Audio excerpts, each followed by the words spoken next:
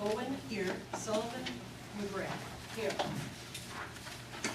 Okay, first on our agenda is 207's Best for Academic Excellence. We're going to start with Maine East. Great. Hello, everybody. I am very pleased to introduce Maine East's student for 207's Best for Academic Achievement, Gina Oshana.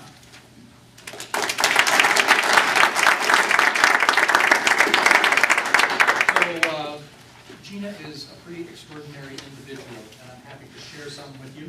She's got a weighted GPA of 4.79, so she is among the very top students in our senior class. She's enrolled in a number of AP courses that I won't list off for you. And if you review her transcript, since she came as a freshman, she has taken virtually everything she could take accelerated that was offered in an accelerated fashion. So she has been an outstanding individual in the classroom. I'm going to read just a little snip about her that talks some about her biology class. This was shared with me by Judy Tyler, who has her in AP Bio this year. She says, in biology class, I sometimes have to quiet her because she's passionately discussing a concept that we're learning. Most of the time, I just let her go because she's teaching the girl next to her in a way that I couldn't.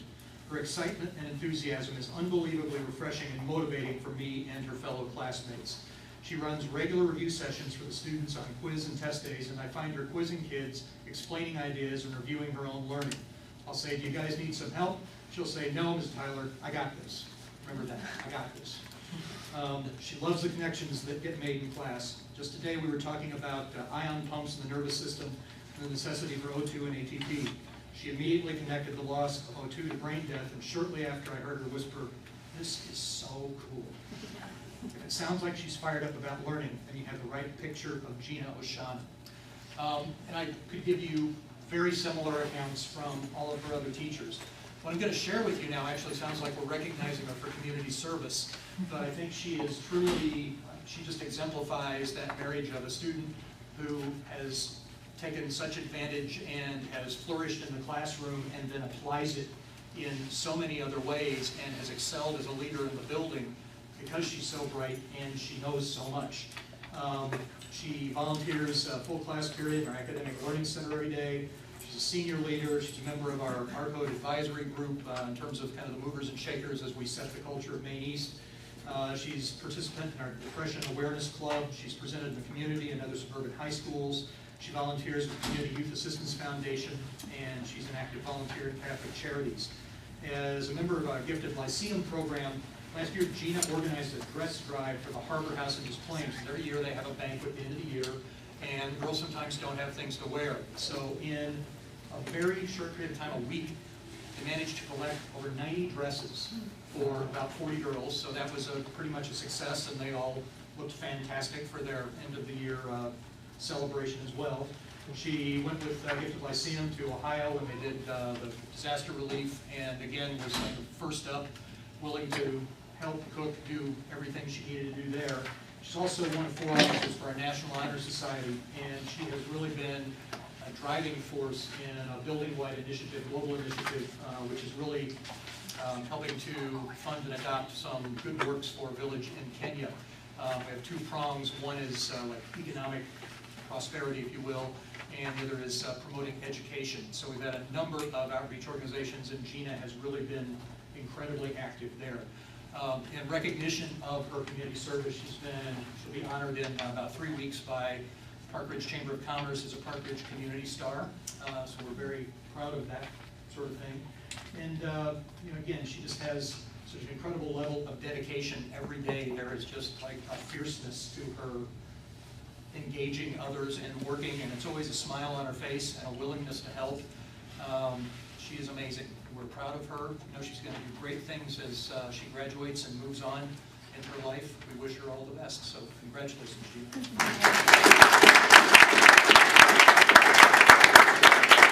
Who's here with you tonight? Today I brought my parents, my dad and my mom. And next year? Next year, I'm still undecided. The college journey has been really hectic these past couple months. I've applied and been accepted to UIC, Marquette, St. Louis, IIT, Purdue. I'm still waiting on U of I and Northwestern, but I plan to study biomedical engineering.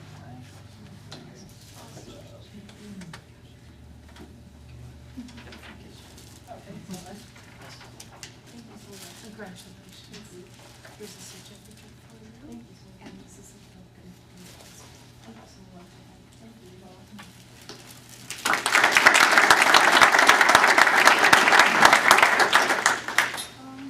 Main last, please. Yes, it's my pleasure to introduce you to Brandon Bonilla.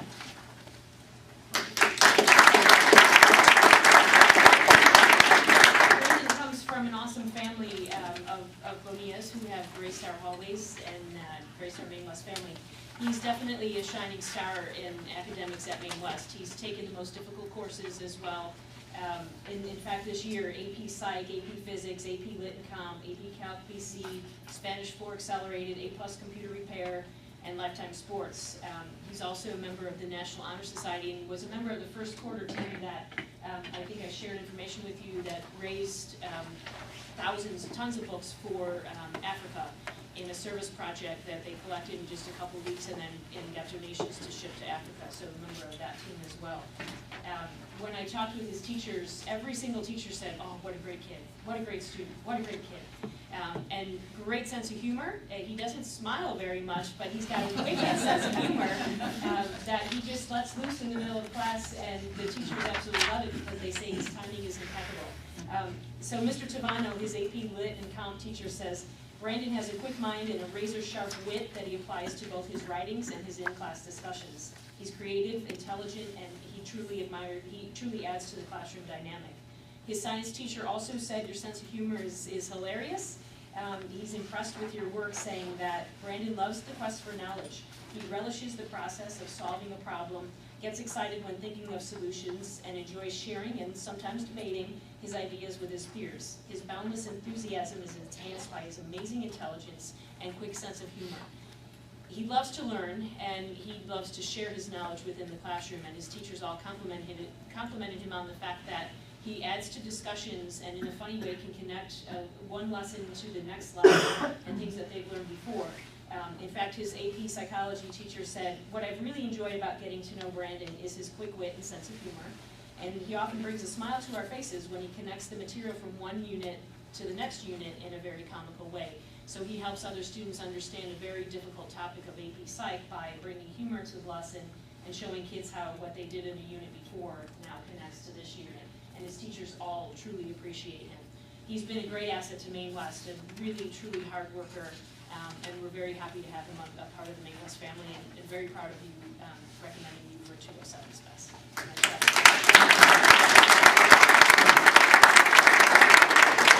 So who's with you tonight, and what do you plan on doing next year? I brought my mother tonight, and next year I'm still undecided about what college to go to, but I've applied to and been accepted at Knox College, Illinois Wesleyan, Hope College, Loyola College, and I'm still waiting on Northwestern and University of Chicago. Great. And what do you want to do? I'm going to study pre-med. Congrats.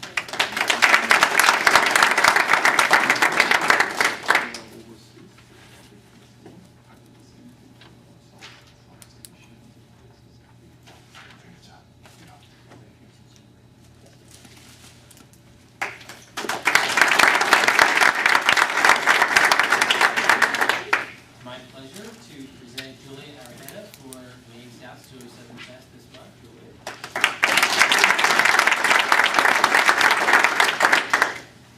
So Julia, like her peers, is one of the top students that we have in the district. She currently has a 4.95 GPA with a 35 in her ACT. So simply put, that's straight A's in every class she's taken since she's been with us here at Maine South. So an impressive feat. She engages intellectually in the classroom, both here at Maine South and outside. She actually spent some time at Stanford in their pre-collegiate institute studying number theory. So going beyond just what we have to offer here at Maine South. She's been recognized for multiple ways. She's the Secretary of National Honor Society. She's a member of Spanish National Honor Society. She's won a gold award in the National Spanish exam. She's an AP scholar, Illinois State Scholar, National Merit Commended Student. She's won the Biology and Chemistry Awards at Maine South, has been Student of the Month for both Spanish and Accelerated Biology, as well as a Hawk Prize Student of the Quarter. And that last one, what that means is She also is a delight to have just around the building. Please, thank you, helpful, stops to help others. She's active in our community as a Park Ridge community. She teaches Vacation Bible School is one of the things that she does in the summer. She also works at Lexington Brothers, and I wonder where the spare time for all of this comes. Model UN, Spanish Club, Hawk Pride, Juggling Club. Now, I actually like to juggle as well, so it's something for it. We'll see how that goes. I'm a little rusty. But the thing that is the passion of hers that's really impressive is she's a member of Orchesis. And one of the things that always impresses me about that is just the poise and confidence you have to engage in dance performance. And so just incredibly impressive. She's done choreography for that, one of which was awarded a Best Choreography honor as well. A couple of things from her teachers who know her best. Mr. Tortorelli noted she's a relentless worker who combines her outstanding intellectual capabilities with her faithful attention to detail in order to produce tremendous results in the classroom. Mrs. Aben said, Julia is an inspiration to me and I'm sure to her classmates. Julia's brilliance is undeniable as she excels in every academic setting. In English class, her writing reflects her versatile intellect as she's both analytical and expressive. Julia is a true gem, and I was so lucky to be her teacher. Mrs. Langdon in science, another particular strong area for Julia, says the first thing that comes to mind when I recall Julia's time in my class was her infectious smile. She was in that great class that asked to dance if they got to do all of their work. Now I can imagine you had some level of leadership in that. Julia was at the top of this class. She's the kind of student that when she gets something wrong, I actually double check to make sure I haven't made a mistake. She excels in chemistry and checks in from time to time to let me know of her aspirations. She is a motivated and enthusiastic young woman who's given 100% to her studies at Maine South. It's just impressive. Everyone you talk to talks about her being open-hearted, kind, honest, hardworking, thoughtful, positive, and a true leader. So we're very proud to name Julia as 207's Best at Maine South.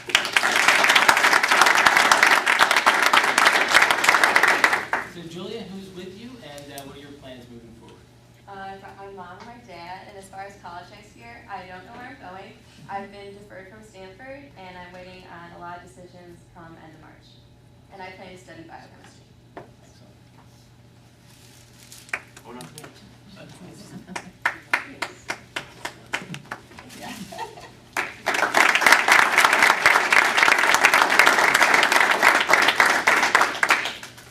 Congratulations to all of the students honored tonight.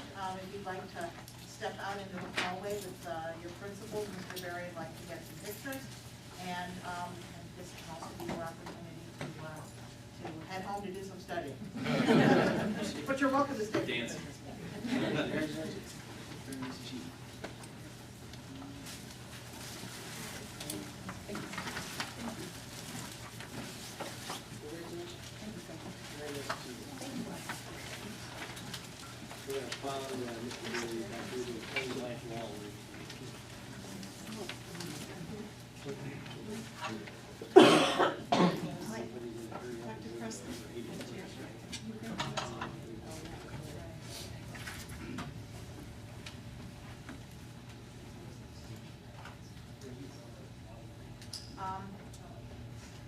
So it's next on the agenda are public comments. I have 4 cards here regarding the same issue.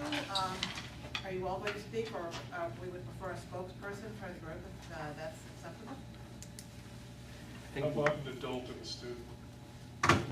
Okay, sure, absolutely. Just stand up and state your name, and please limit your comments to 2 minutes. Hi, my name is Rob Reinhardt, and I'm a member of the boys swim team at Maine South. Before I continue, I'd like to let people know that more swimmers would like to be here, but they cannot due to an alternative swim practice at Maine East. So the issue I'd like to talk to you guys about tonight is the pool at Maine South, and basically people are having trouble breathing. We know this has been an issue that's gone on for around 2 decades. It's caused by chloramine, which is released through the air, into the air, and it sits on top of the water. And to clarify, this is not an issue with the water, it is an issue with the air. And this is because there's a lack of sufficient ventilation and the low ceiling Maine South's pool has. And I've swam since I was 7 years old, and the issue has only occurred at Maine South.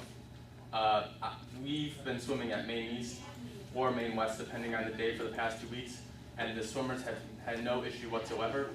And this issue, for me, first occurred last year for a week or two, but this year it has been pretty much consistent throughout the entire season. So the people affected, it's not just the boys team, it is also the girls team. I've known some kids in gym class that have been affected, and the water polo team. I know the girls swim team has gotten to the point where they're using inhalers to keep practicing. The big thing is that you have trouble breathing, and there is a extreme cough you develop, and with that chest pain, and this issue gets worse every day because chloramine takes 24 hours for the levels in your lungs to drop to before the practice or before you enter that facility. So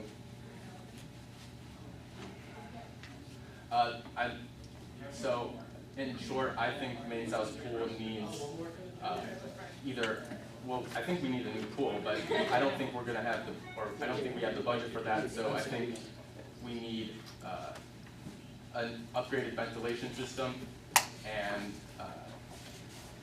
I think it's also a good idea to let families know of Maine South's the issue with the pool, so they are alerted of the fact that it can affect the students in a negative light.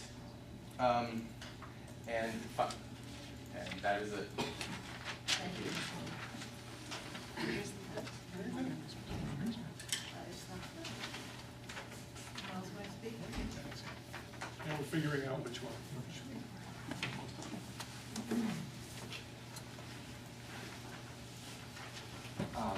Thank you. First of all, I'd like to say I'm Ron Reinhardt. I'm actually Ron's dad by coincidence, and though I didn't think I was going to be the only adult talking. You can talk to Dr. Wallace or Mr. Mesmer about some of the problems, and I'd like to compliment them. We did reach out to them when the issues started coming. We've met with them. They've been very proactive in trying to arrange a solution for the problem. I think the concern that I have, and that some of the parents have, is that I don't think this is going to be a problem that we're going to fix permanently anytime soon. In looking to the issue, we've discovered through reports and other things that, as my son mentioned, that negative reports and experiences go back years with this pool. And that sort of was puzzling because actually I find these communities generally rather vocal when there are deficient problems. But I think the pool is one of those situations where, as a lawyer, I would say capable of repetition yet evading review. The problem is the student population using the pool is constantly changing. There's only a limited number of heavy users. And the pool, most of the time, is functioning adequately. The problems are intermittent, but they are serious and chronic when they happen. Further, not everyone experiences the same effect from chloramine, and the impact may be cumulative. Not a lot's known about it, but I don't think there's any coincidence that it's the people who have been using the pool most, in this instance seniors and juniors, that seem to be having the most impact from the problem. So, you know, the problem is there, and I think the lack of awareness of the problem just really shouldn't continue. The problem is not just that Maine South doesn't have a really spiffy, attractive aquatics facility like many of our peer schools do. That's true. But word needs to get out. This is an old facility. It is 1960s vintage, and with respect, it wasn't the best vintage to start with. It's not well designed by current standards. As my son mentioned, the roof is pretty low, which impedes air circulation. It has the usual ventilation issues with heating and cooling, probably not helped by the fact that the pool is now completely surrounded and it's an internal facility within the main south footprint. It's very small by current standards, which means that when a lot of people are using it, there's not a lot of water circulating and it's easily contaminated. I don't think it was ever designed to serve a high school of the size that Maine South has become when it was built initially. And it's used not only by swimmers, but by gym classes, and not surprisingly, they're very focused on academics and getting to the next period, and not necessarily getting clean and removing all of those grooming gels and body sprays and stuff that they put on when they came to school. So I think the thing I would like to emphasize is it's not just a current problem. The pool's capability to operate adequately is going to be overwhelmed by these issues from time to time. I just don't think there's any doubt. It's going to happen, it's going to keep on happening until the pool's replaced or refurbished. And I think people needs to know, we need to know that because we need to be constantly vigilant about this pool and its conditions, and that raises itself a problem. Because there really is no way, we looked into it, and as far as we can tell, there's no way to set up a device in the pool that all of a sudden goes red when the air quality is bad. The best we can have right now is reports from swimmers who report that they are experiencing these problems. And it's very easy to dismiss that as just an idiosyncratic or an individual issue. My suggestion is these swimmers are the canary in the coal mine, and when the canary starts getting woozy, the solution is not to send the canary home. But it's really inconvenient and problematic for the teachers and administrators when a couple kids start coughing to all of a sudden make the decision that, okay, everyone's got to get out of the pool. Or we have to cancel this swim meet. Or we have to relocate practice because neither coaches nor swimmers want to have their practices interfered with at these things. So it's really a difficult situation. I think we have to treat the Maine South High School pool on a going forward basis as a potentially unreliable facility. And recognize also that we're not always going to have, in fact, we're generally not going to have objective written evidence that a problem is in place. I think that's really inconvenient, but I think it's where we are. And I think until the pool is renovated or refurbished, this is something that really needs to have ongoing attention paid to it. And people in the community also really need to be aware of some of these issues. Because as I said, normally it's cyclical. And I think there hasn't been a real public awareness of the issue.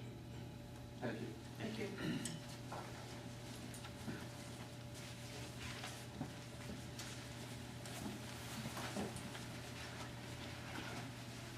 There were no other comments right there? Thank you. Next up, under communications, is the update from the superintendent. Just a reminder that on February 24th, we're going to have a meeting here with our real estate partners.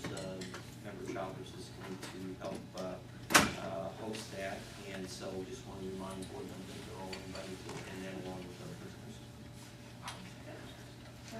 I have spoken to quite a few realtors and some real estate offices, and they're quite enthusiastic and appreciative of what Any other updates from board members?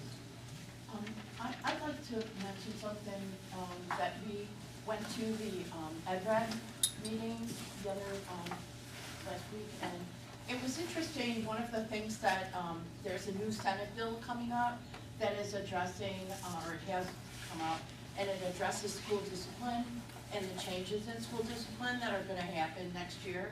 And it was something that I really was kind of just bowled over by, and I'm sure probably all of the educators know this, but I'm actually saying this more for the public because I found it incredibly interesting. that if you have a child who has a disability, that child is 3 times more likely to get a suspension. If you have a child who gets a suspension, you have a child who is 3 times more likely to leave school. And if you have a child who leaves school, it's 3 times more likely to go to jail. And this whole idea of, reducing suspension, and it's not as big of a problem. This law was mostly written for the Chicago Public Schools, but it's something that will affect us in terms of reducing suspension time, which I'm all for. I think it's wonderful. Why put a kid out for 10 days and instead of having them engaged in school? So it's just something that the Senate Bill 100 is going to be effective next fall in here, and it'll bring some changes, I think, that will bring more engaged students to school.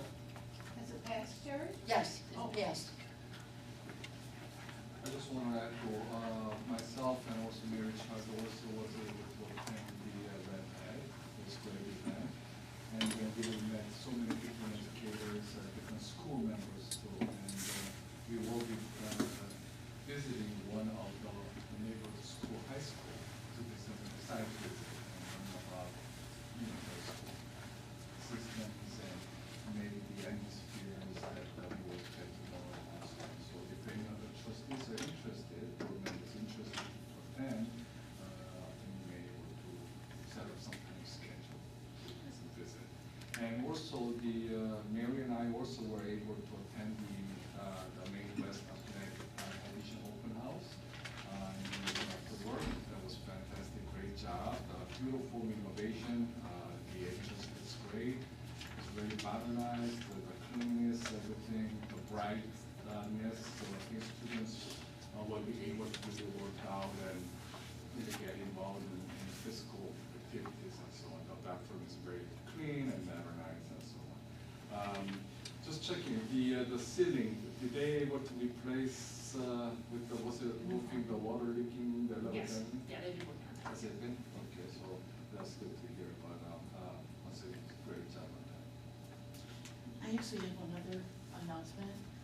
As Executive Director of McCaff as well, we are sponsoring a honest conversation about marijuana for all Maine Township parents and teens on Wednesday, February 22nd. And that'll be at Maine South. And I believe there was an announcement sent out by Dave Beery. February 25th is February. Wednesday. February. Is it the 22nd? That'd be a Monday. February 17th, then maybe. I gotta remember now. I don't know. I gotta remember. Look at Dave's announcement. I can't remember the date. So It's a Wednesday. February 17th. February 17th, that's it. 7 p.m. Yeah, it's, but it's meant to bring out a lot of, just very, common misconceptions and the positives and negatives. So, I hope that parents and teens will take advantage of it. Any other comments?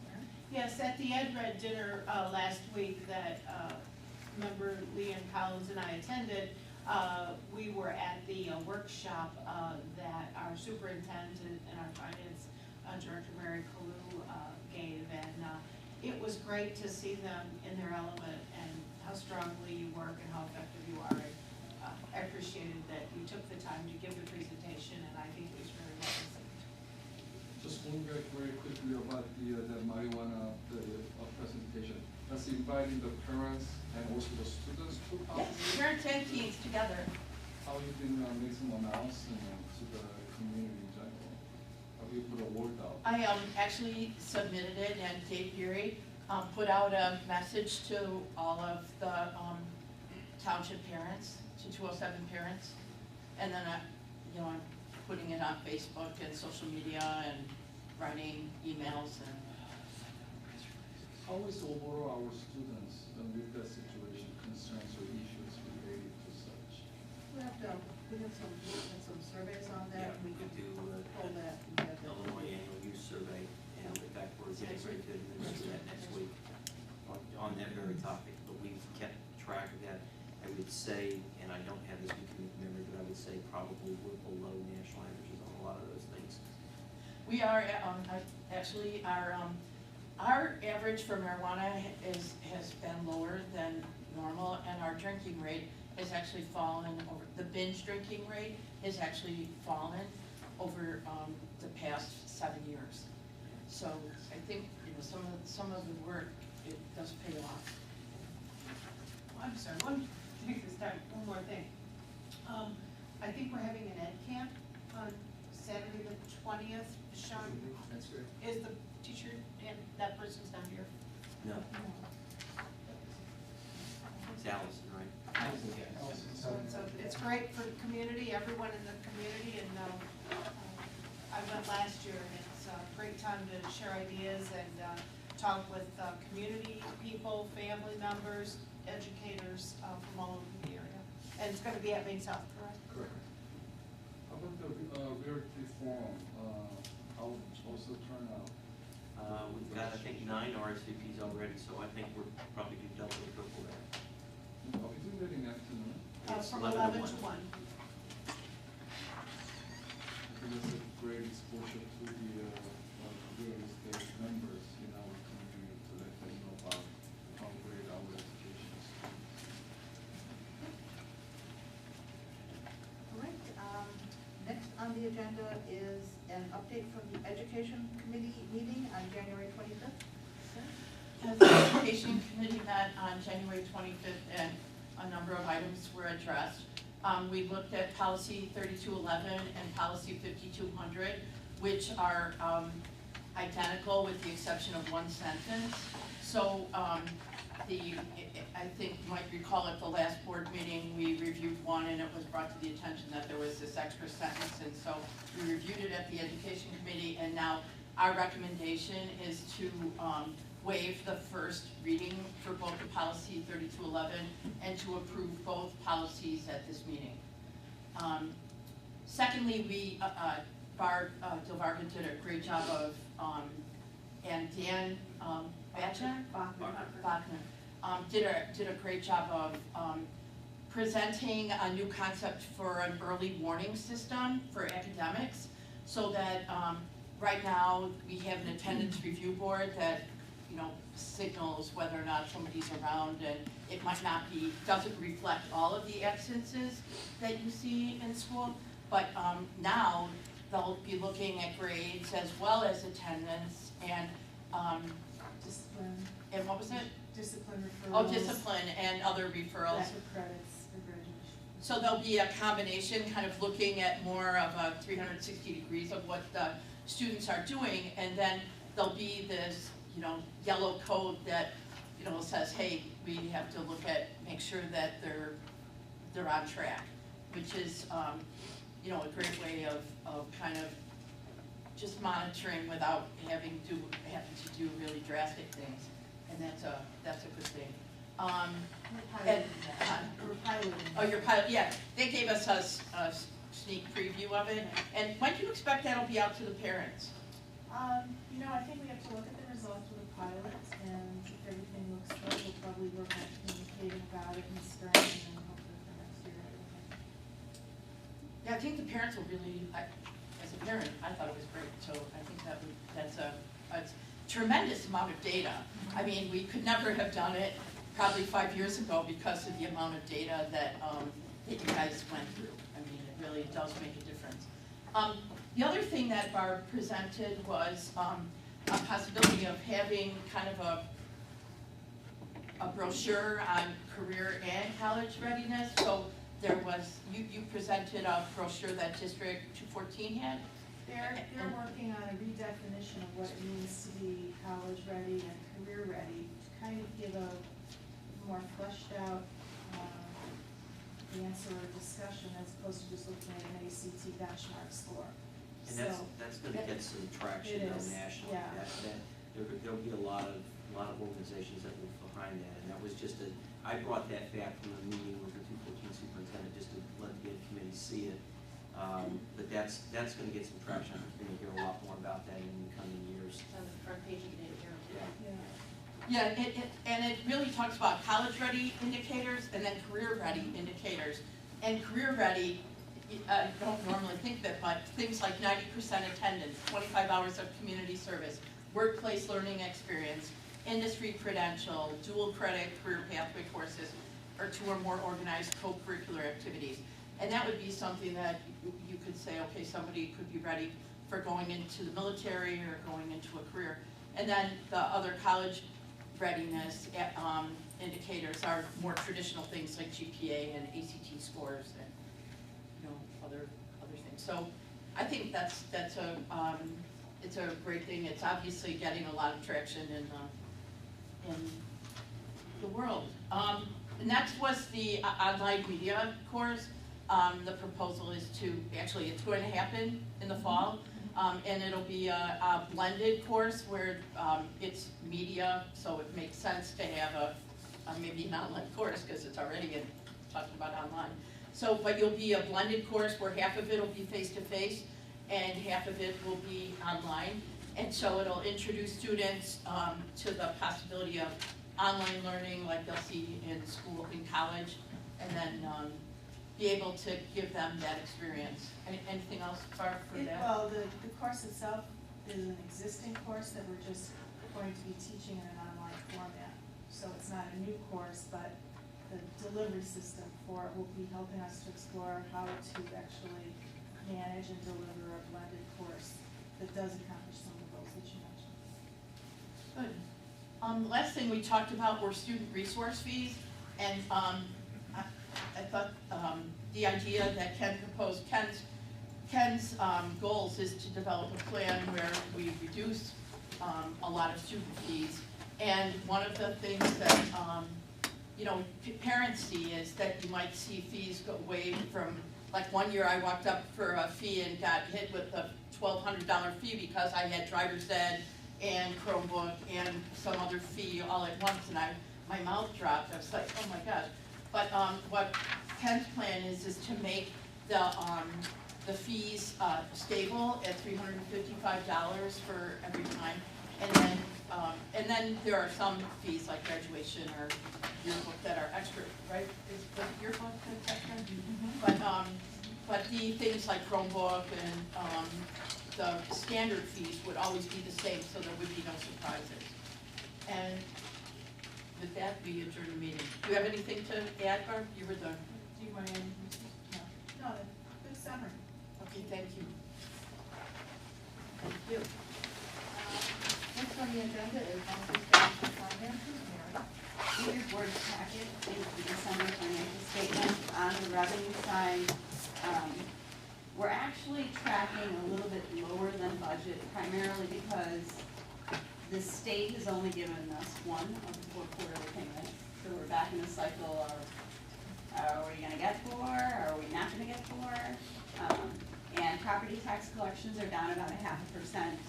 Those 2 things cause us to have a multi-million-dollar swing out of our budget. So it's at this point a wait and see pattern. On the expenditure side, we are within the budgeted expenditures. I will point out that at the next meeting, we're going to have a full-blown second quarter budget update, which looks at each individual line item in greater detail. But thus far, except for some variances on the revenue side that are uncontrollable, we're within budget on the expenditure side. I will entertain any questions that anybody has on the December financial statements. Any questions? Thank you very much, Mary. Inspectional services, product market. There is nothing concealed. Thank you very much. Item 6, other items, monthly update of FOIA requests. One this month, and it was fine too.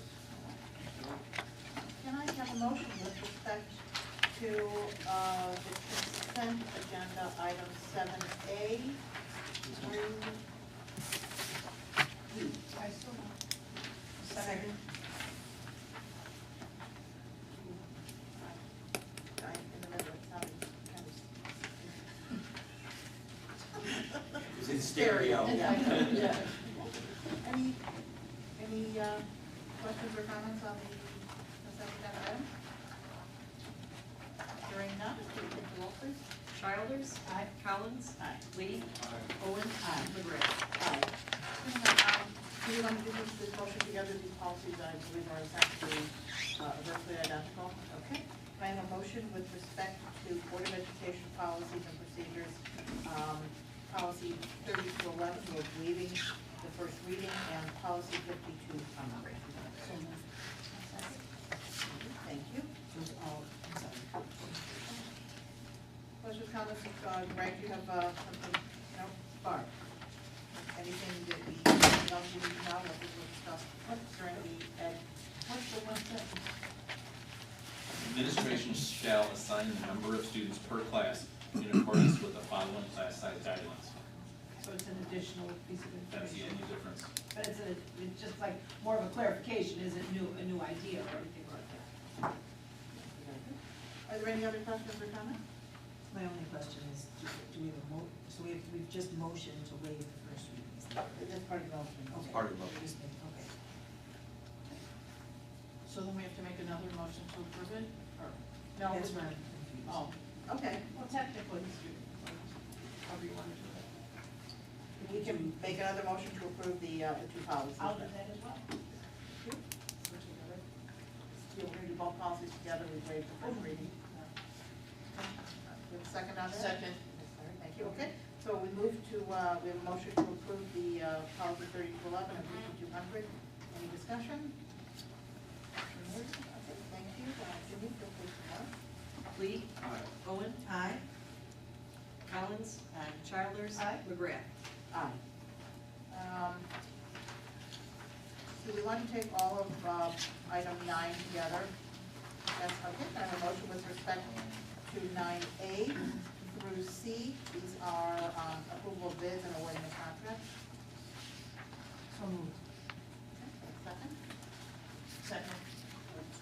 Okay, do you want to take us through this? Yes, these are we brought these as proposals last month, and per E-rate regulation, we first brought the proposals were accepted. Now this month, we bring back the actual contracts for approval. None of the numbers are different. It's essentially the same information you saw last month. It's similar to a first and second reading type of run through. So nothing has changed except the actual contracts are now there to be signed this month. Okay, that's for the camera system maintenance, the telephone service, and fiber optic. Are there any questions? Quick question, there are minority business contractors. So these are very similar to the bids that Mary goes out for. We go out through an E-rate process, which posts out everything that we're looking for in requirements. We get responses, and then we take the lowest responsible bid. How many contractors are participating for this particular? I don't know off the top of, no, it was more than 5, less than 15. And then this says Simplex. So are they providing the security coverage to all 3 different schools? No, they provide the maintenance of the actual physical cameras and infrastructure at each of the 3 schools, and here at the administrative center in Frost. 54 cameras, they say, right? Total 54 cameras surrounding. And is this they are all recordable and record keep for maybe how long? Maybe a year, 2 years, 3 years? No, this isn't for the actual camera system itself. This is just the maintenance of the hardware itself. The system's already approved, in place, up and running. This is just if a camera breaks or something goes wrong with the system, they come out and fix it. So it's not changing the system at all. And then also the call one, are we also approve of this one, correct? Yes. Okay. And that was covered, I think, in finance. Yeah, it was covered in the combined finance, Finance. buildings and grounds. And that's the idea, Jim, where we're going to actually lease to own our own fiber, which is actually, I think, a very progressive move on our part. We will have, 141, 142 gig of potential expansion in the future. It's a lot. We have It's a a lot. lot. It's a lot. And however, I remember when people said. Said, yeah, we didn't need more so, than you 40 know, meg, yeah. Who knows what the future holds, but it's, we've gotten where we've gotten by building good infrastructure, and this just positions us, I think, better moving down the road. So that's one half of the call one. The other half of the call one is replacing our digital phone system with a voice over IP phone system. For this call, we want to, how many years we have a contract with you? Is it 3 years or? It's 5. It's a lease to own over a 5-year period. Because I know we are in the IT world that's very competitive, and the prices that we have contracted or negotiated, I definitely consider this as a really fairly great prices or based on competitive. Not only is it good now, within 5 years, the prices actually dropped for us because of the way that the lease to own agreement works. So after 5 years, you go to paying for maintenance rather than the actual hardware and infrastructure itself. So it saves us a great deal up front in comparison to maintaining our older equipment, and it will continue to save the district over time. Because every year, especially with the IT, you don't want to have a long-term contracts and then IT technologies changing. We tend to invest long-term in things that are like infrastructure, like the fiber project, where fiber optics has been here since the 60s. It'll be here for the next 60 years. And that's the backbone that the technology is running on. Are there any other questions or comments? Hearing none, Judy, please call the roll, please. Owen? Aye. Lee? Collins? Aye. Childers? Aye. McGrath? Aye. Can I have a motion with respect to item 10A, City of Park Ridge, Main East Grounds on July 3rd, 2016, a waiver of the facility rental? Absolutely. Okay, I have a second? Second. Jen has second. Okay, all right. This is a long-standing process. How many years have they been there? ACD success, long. No, for fireworks. Fireworks. Gosh, I couldn't even get to tell you, I don't know. It's Sorry. probably It's a long time. Yeah, okay. I was there when my kids were attending the schools too, but just kind of curiosity, how is our safety concern do we have any safety issues or concern or accidents in that particular park? Never waive insurance. Anyone who uses our property has to get insurance to do so. So with the waiving of this, but we will be responsible for any incidents or accidents? No, The we city. waive the fee, but we do not waive their requirement to provide insurance. And the city also pays for cleanup, so we're waiving The just the rental rent. fee only. Are there any other questions? Judy, please take the roll on 10A. Lee? Aye. Childers? Aye. Collins? Aye. Owen? Aye. McGrath? Aye. Can I have a motion with respect to item 10B, academic tutoring centers, ACT prep classes at Maine East, waiver of the facility rental fee? Second? Okay. Mike, any comments on this before we? We're recommending it. I think, again, it's beneficial for teaching about 75 or 80 students to take advantage of this. Their students and families know they're going to be coming to our building, so they're able to get there. Transportation is an issue. It's the students that have taken the class have done very well in terms of pre-test and post-test in terms of how they've done on the ACT. So we think it's beneficial, because I don't think that our students would be, a lot of them aren't in a position to go someplace else to take advantage of the class. Is there any waiver fees for some of our students who financially it would be challenging? Well, it's 100, I think it's 220 if memory serves, regular fee, and it's 175 for somebody that's fee waiver. And frankly, if we know of a student and if there's another hardship, we'll take care of it, and they've always worked with us. Mike, any other questions? Jamie, could you roll, please? Owen? Aye. Childers? Aye. Collins? Lee? Aye. McGrath? Aye. Next up is calendar items. See,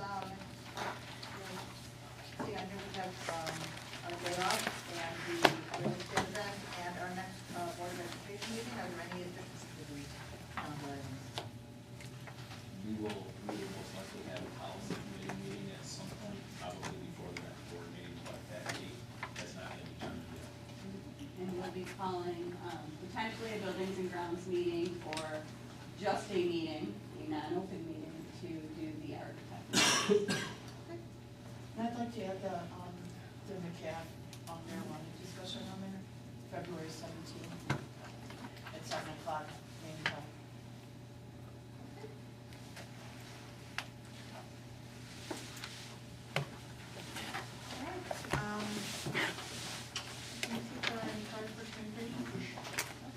Thank you.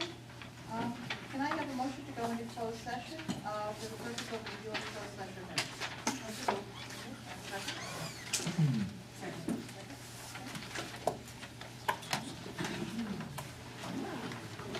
Childers.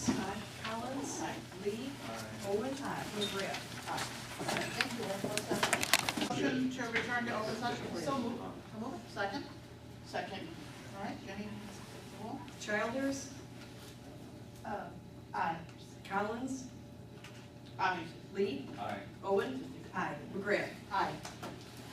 Can I have a motion with respect to items 15A through G, personnel actions? So moved. Second? Second. Second? Any questions or comments? I have one. Is this a reduced number of job shares from what we've used to have? It's smaller by a couple sets, yes. And these aren't all of them, there are a couple that are pending that may come to you in the next couple of months. We're problem solving on a couple of things, so we may have some more for you. Okay.